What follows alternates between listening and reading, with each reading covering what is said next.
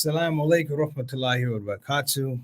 I'm Preacher Moss, host of the SOS, the Shout Out Show. I hope that you're having a fabulous day. You know, we're already in the Tuesday or Wednesday. We're in the Tuesday. Sorry, sometimes my days get mixed up. And we come, a bit of a different show. I want to say a different show. That's cliche. Whenever we do shows, it always emphasizes the things that are going on around us, the things that affect us, the things that make us happy, make us sad, make us think. So literally today's show is about a friend of mine, Ustad Osama Cannon, City Osama Cannon, formerly of Talif Collective. Left Talif, went to Morocco. Everyone pretty much knows his story. He battled ALS, Lou Gehrig's disease, but everybody knows that Lou Gehrig's disease is a death sentence. So he battled for about 4 years. Courageous guy. I say courageous uh, because you don't use perfect with people. Myself, I'm not perfect either. I consider us always, we're always works in progress, if you will. So sometimes you have to have that bitter understanding of flexibility or elasticity when we talk about our personalities. You know, um, I've known Osama for a long time. He just passed really yesterday, as far as I know. But it was interesting evaluating relationships, if that makes sense to you. Um, Death, in many regards, when we lose a loved one, a brother, a sister, mother, father, uh, husband, wife, children, God forbid, there is this spiritual alignment that happens. And I was fortunate because Brother Sama had this ailment, if you will, and there was a prescription for the ailment for how long he would be here, whether it be 3 to 5 years. He got 4 years in. Alhamdulillah, Allah knows best in these things. But it was interesting that we started having conversations about life and loss, and a near death experience of my big brother Reginald Kitchen, who battled violently diabetes for quite a long time. And it was interesting when Osama was verbal, because once ALS kicks in, it goes right for your vocal cords. It was interesting that we had this conversation about understanding dignity in death. And the larger scope of it was, as we talked about my big brother, it was like the fact that despite he was getting treatments and things like that, at some point in time, it comes to an end. And I don't mean it sound morbid or anything like that, but it comes to an end, and it comes to a beautiful end. Not necessarily for the families or the friends, but there's a unique transition that happens that we can't see unless we're going through the process ourselves. Can you imagine that your body is racked in pain and then all of a sudden it's not racked in pain? That you are in a situation that brings you or makes you feel oppressed or sad, and then you wake up in a place that there's no oppression, there's none of that sadness. You know, even before summer passed, may Allah be pleased with me. We had a conversation via WhatsApp. Had a situation that had with me, it was nutty situation at the beginning of the year. And we wound up talking about life and how we evaluate life. And it's interesting that when we get emotional about things that happen to us or happen around us, we tend to overlook the fact that we complicate life. And we complicate life by not understanding that death is very absolute. There's very few things you're going to go through life that are absolute. Death is one of them. As my dad always says, when you go, you'll be the last one to know. The beauty in that, brothers and sisters, death doesn't have selfishness. Does that make sense? Like, death doesn't have selfishness. There's no parameters for you to have any kind of ownership in this process. And it's probably I would say something that I can't really fathom, just looking at the fact that we're so consumed with ownership, our bodies, our minds, our families, our careers. I mean, I can go on and on and on and on. It becomes this thing though where I got a really good appreciation with it because I had these talks, and I want to give a shout out to brother Jawad Kowalcher, who really championed and soldiered for Usama when his illness got progressive. There are a lot of other people, but him in particular, because I watched Osama teach him about how to live as he went through this death process. And one of the things that I appreciated, brothers and sisters, in this conversation is that the process is so simple that legitimately you say once you start taking in air when you're a baby, you start the death process. Once you start living, life begins, life moves towards an ending where you're not going to live all the time. And it's so funny as a comedian, not funny, ha ha, but just the beautiful irony and understanding that this process is not meant to be explained. All the rhetoric, all the flowery stories and narratives speak to what we think death is. And the premise of death is, of course, how you frame life. So, this whole idea of understanding dignity in death, um, a friend of mine, Usman, tells this story. And I just share it with you. Probably heard it before. If you had, just listen to it again. I'm not bastardizing the story. In fact, I said this, share the story with Sister Nancy Mustafa.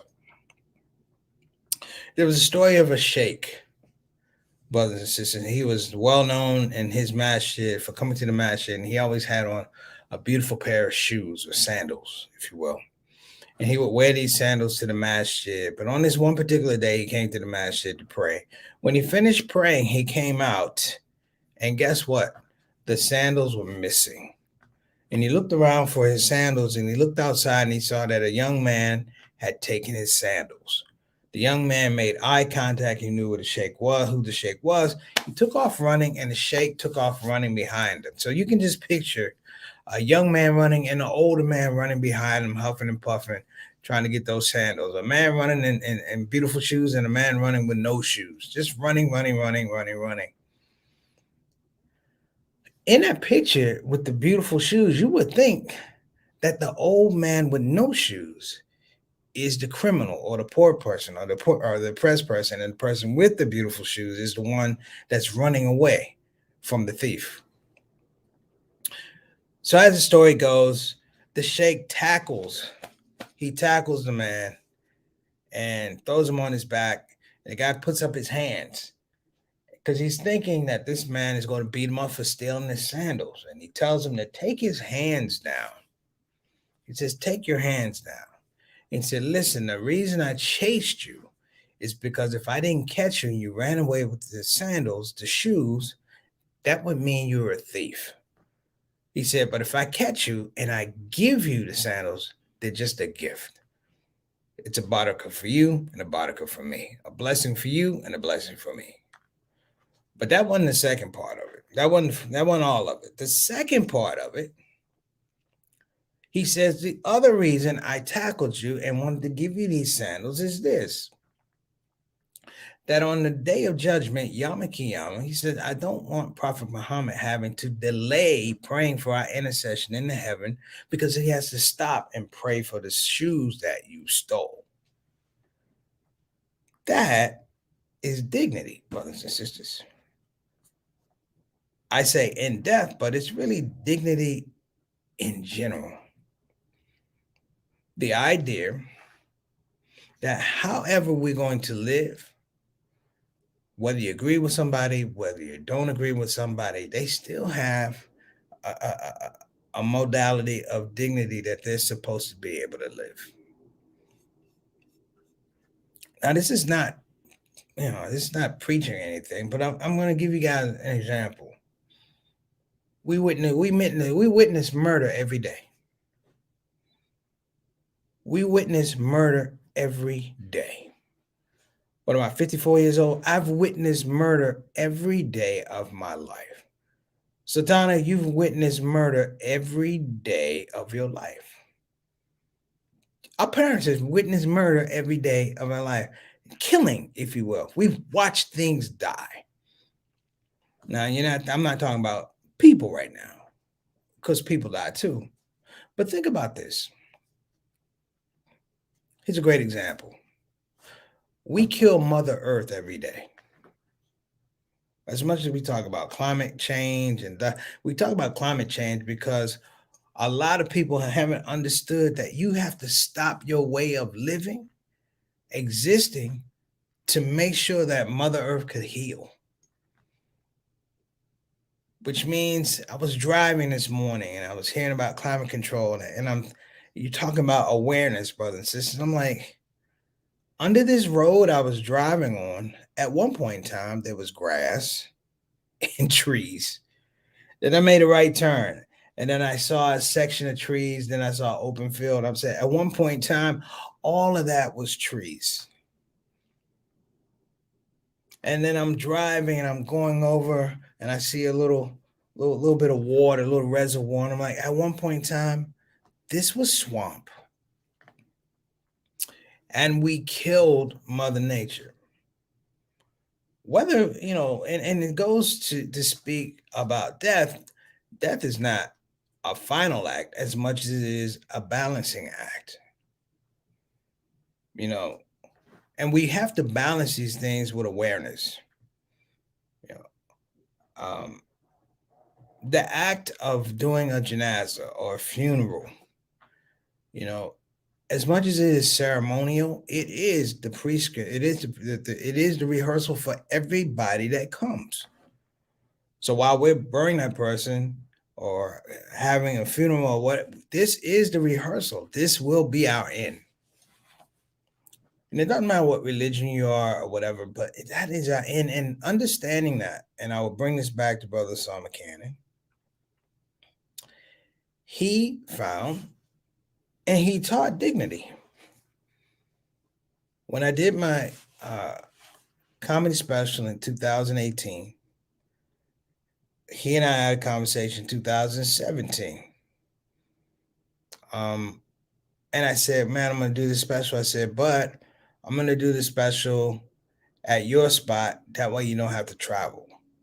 Because, you have mobility issues and, you don't want to be moving around that much. And it was great. I mean, I have the pictures. I was able to go. My mother was able to go. We had people who came. I mean, he put on a big soiree the night before the show. It was beautiful. And he had people performing before. He had singers, Lauren Schreiber, Brother Ali, and we were just all in a really beautiful space. The musicians I had, they were just loving the space. And through his, he really had to struggle to speak. He said, man, this is beautiful. I said, what do you mean? He said, this is beautiful. I said, the event? He said, no. He said, I'm at peace knowing that I have to leave. And I'm like, what do you mean you're at peace knowing you have to leave? He said, I'm at peace knowing I have to leave. And what he was speaking to is the balance that comes along with awareness. We all know at some point in time that we're going to go. Somebody, inshallah, is going to put us in the ground. They're going to say prayers for us. They're going to make dua for us. They're gonna post our picture on Facebook and Instagram, and they're gonna hopefully have some positive stories. But that's not the nature of what death is. The dignity aspect of death, brothers and sisters, is that it's always teaching. It's always educating you. It's always reminding you that this thing does not last. And that your efforts and your attitude, always have a saying, attitude determines altitude. It does. framing for us, the believers, the creations of this earth, that you don't create yourself. And this really, really beautiful appeal to our own mortality allows us to understand that we're equal, that I can love equally. You know, the only thing we all do equally in the United States is die. You know, it's interesting in courts. This is how the mind works. It's just like I told you about. We're killing the earth every day. We see the earth murdered every day. They have murder trials.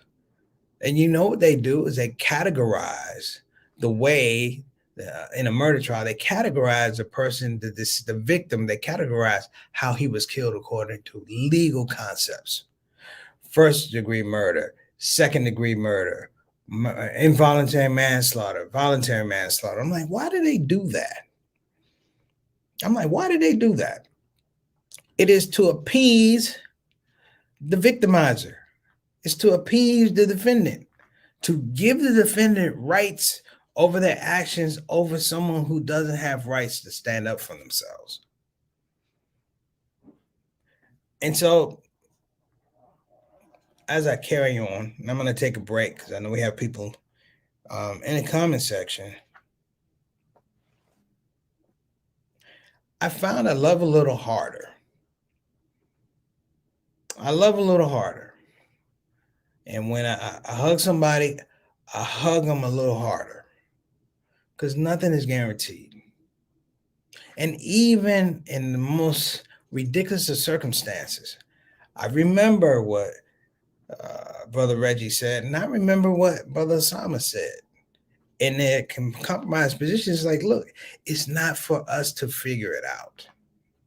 Because figuring it out or trying to figure out, guess what it does? It destroys that balance. It destroys that awareness. This is not your realm. And death should be peaceful. This is the one thing that's assured, and we're afraid of it. It's the one thing that we know is coming, and somehow we can't prepare. So I'm going to talk about that other aspect of it. Let's go ahead and get to our comment section real. We got some people in there. What's going on, Sister Ree? Assalamu alaikum rahmatullahi barakatuh. Hope that you're feeling better. I made dua for your grandmom. I hope she's feeling better. Let her know that the SOS loves some grandma, and we hope that she's feeling better. Okay.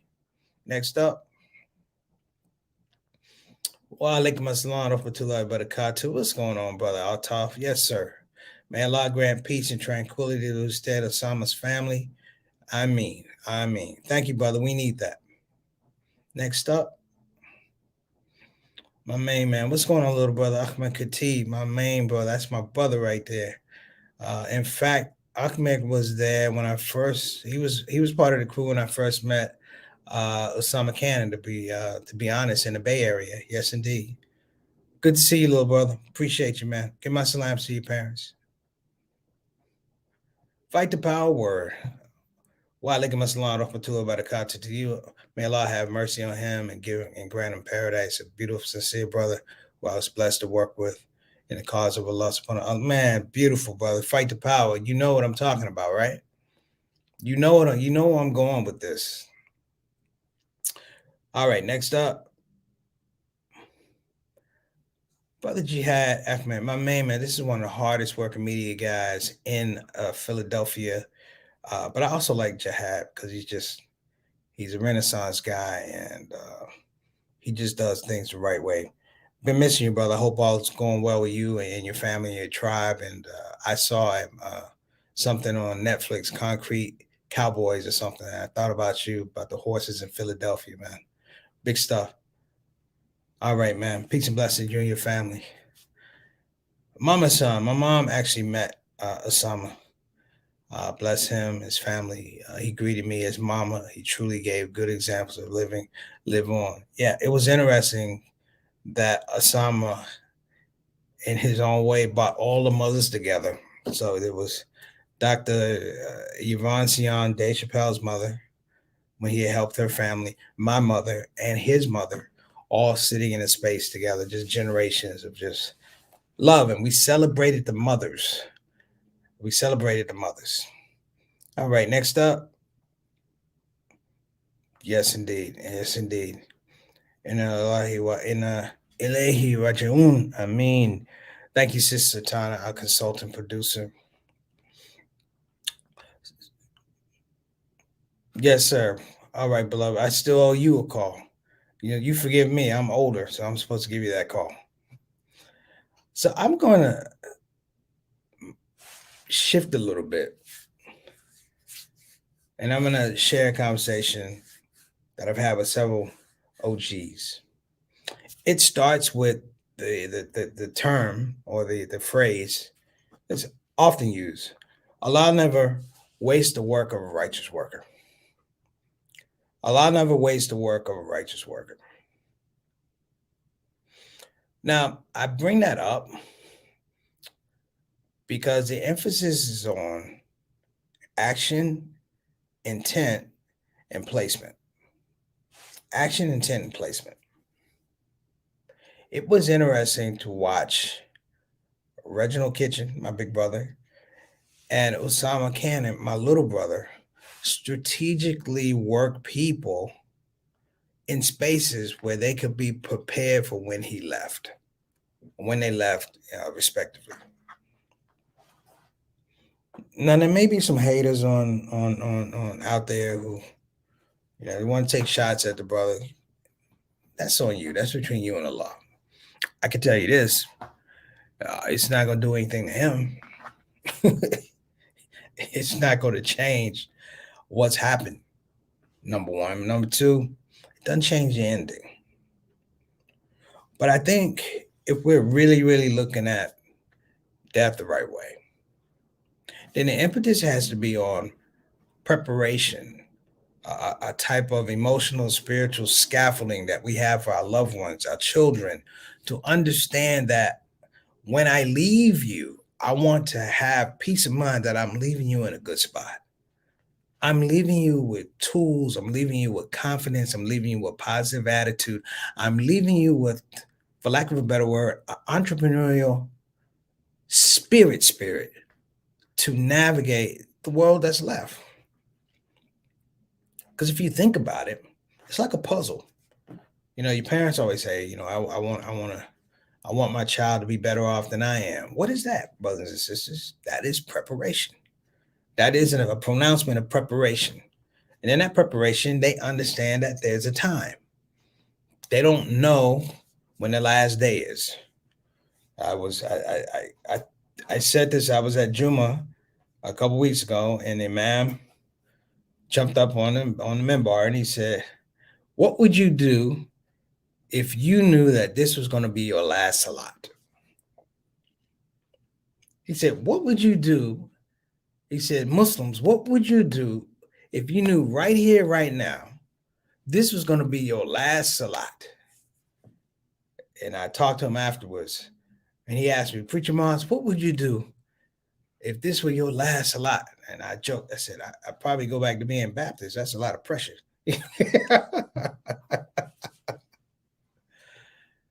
But then he said, "What would you do if it was something small? If you were to blink and it'd be your last blink?" And I said, "Man, you're getting kind of deep on me." And he says, because death has permission. He said, death has permission. How you return to Allah, I'm talking about the action that ends life is one thing, but you're all going to return to Allah on the same prescripts, on the same understanding, on the same prophetic narrative. We're all going to go back that way. So it doesn't matter. I mean, I know guys who were athletes, elite athletes. They ate the right things, they drank the right things, they got good sleep, they exercise all the time, dead at 35. Then I know people who smoke, drink, eat horribly, have bad hours, don't exercise, live to be 100 years old. What's my point? My point is, like I said before, we're not here to figure it out. We're not here to figure out. We're here to live it out. And if the impetus is on the fact that we're going to live it out, then we have to be honest with ourselves. We have to be truthful with ourselves. Like I said this morning, I realized driving this morning. I said, man, we're killing the earth. I've been killing the earth every day, whether it's breathing and putting CO into the atmosphere or driving a car. Or I went to a building that's crushed down Mother Nature and said, we're all a part of this ecosystem.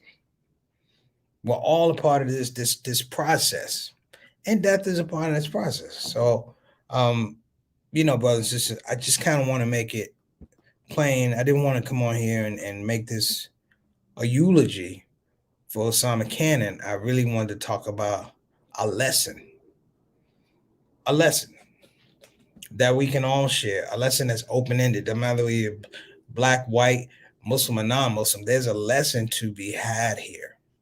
You dig? And that promise, we talk about the promise of death. Yeah, everybody's going to taste it. I thought this was one of the craziest things I ever heard when I first was moved. Everybody's going to taste death. I'm like, man, that's a terrible spice. And he said, once.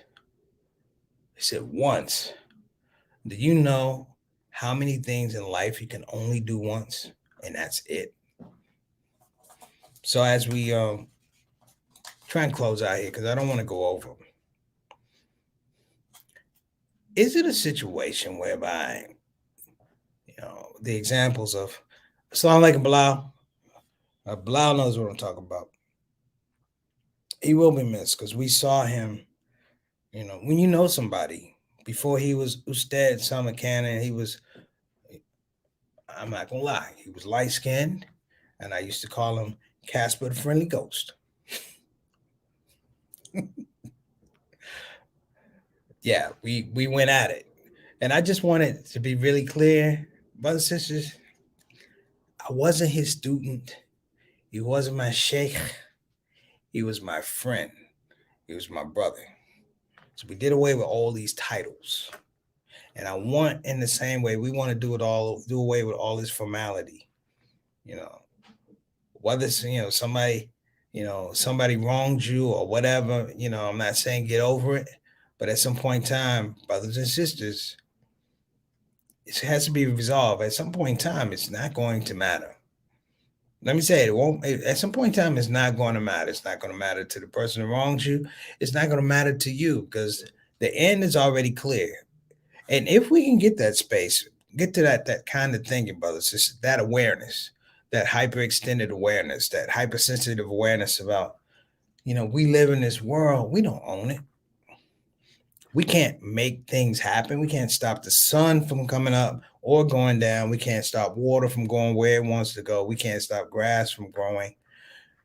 Maybe in that space we find that humility and we say, you know what? Maybe I just learn that the people in my circle, I'm going to hug them a little bit longer. I'm going to tell them I love them a little bit more often. I'm going to smile a little bit more often. I'm going to be a little bit more understanding. I'm going to steal this quote from Keenan Ivan Wayans of the Wayans family. He was doing an interview on Oprah, and the whole Wayans family is being interviewed except for one. And Oprah asked him, dig this. Oprah asked him, he said, how did your family manage to stay current, relevant, da-da-da? And he said, well, Oprah, we have a thing in my family that we believe in. She said, what's that? He said, when one of us puts out a movie, the rest of us don't put out a movie. He said, one of us has a sitcom, the rest of us don't put out a sitcom. If we have a tour going out, we don't try to do competing tours. So if we have comedy tours, we don't compete in the same area. She said, interesting. He said, because Oprah, here's the deal. He said, in the end, we all understand that some days you're going to have to give a little more, take a little less. Why? He said, because in the end, we're all family. On that note, Osama Cannon, I salute you. We're all family. So, brothers and sisters, let's go ahead and give a shout out to our sponsors. We have some comments too before we do that. Sultana, we have some additional comments. We have brother Mustafa. Anytime, Jihad. You know that I'm trying to stay diligent, man. Stay on me so I don't get sloppy. Appreciate you, brother. Um, that's right, Blau. He will be missed, but he will be remembered. How about that? He'll be missed, but he'll be remembered. How about that? All right. So we're gonna give a shout out to our sponsor, BeFinanciallyIndependent.com. That's BeFinanciallyIndependent.com. You can call 1-888-496-6845. Again, that's 1-888-496-6845. As well, if you're interested in getting a quality Islamic education, you want to check out Bayan Islamic Graduate School. Again, that's Bayan Islamic Graduate School. You can go to Bayan online, get the information. They have scholarships, they have funding. Make sure you check it out. They're starting their second semester. I mean, the spring semester, not the second one, but the spring semester is already filling up. Make sure you check it out, brothers and sisters. So, on that note, I appreciate you and I appreciate all of you. I appreciate everybody that comes on the show. Everybody makes a dua. You know, Sister Satan and I were talking about hitting 500 episodes. And yeah, it was funny. It's like there's really no real celebration after 100 episodes or 500 episodes. Like you don't have a party for episodes number 602 or things like that. You know, we create these milestones. But when I think about it more often, I'm like, every day we need to be celebrating one another. I saw the stream of this brother being buried in Morocco, and I have to say, it was calm, it was quiet, it was peaceful. He had picked out the spot where he wanted to be buried. He was buried among some of the Sufi saints out there, and I said, you know, it's amazing because while you couldn't see him, of course, you could feel the happiness, you could feel a smile. And I'm just saying, hey, brothers, so let's try and get to trying to feel that smile while we're here. All right. That is it for me. You have been wonderful. I appreciate it. Fight the Power Word if you ever get a chance to view the Bean Pie Fest video and see the joy and laughter. The Bean Pie Fest video here, and it was in Houston. It was in Houston. Yeah, I was supposed to be here and had to work. But there's another bean pie story. Fight the Power. There's another bean pie story, but he loved bean pie. I think we did raise bean pie. Yeah, he loved bean pie, and we used to sneak off and get a ginger beer,